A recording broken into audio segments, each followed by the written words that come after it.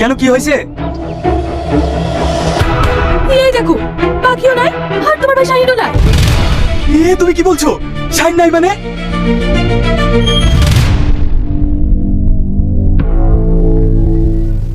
তোমার জন্য, শুধু তোমার জন্য ছেলেটা বাড়ি থেকে চলে গেল। এইবার তোমার সব মিটেছে তো? বিশ্বাস করো, বিশ্বাস করো রামেশা, আমি ওকে মন থেকে বকিনি। আমি ওকে যেটুকু বলেছি ওর ভালোর জন্য বলেছি। আমি বুঝতে পারিনি ও আমার উপরে এইভাবে অভিমান করে চলে যাবে। এখন আমি কি দিয়ে থাকবো বলো তো রামেশা? ও আমার ভাই নয়, ও আমার সন্তান। ওগো, তুমি এভাবে ভেঙে পড়ো না। শাহিনা তোমাকে ছাড়া থাকতে পারবে না। দেখবা, ও ঠিক একদিন ফিরে আসবে।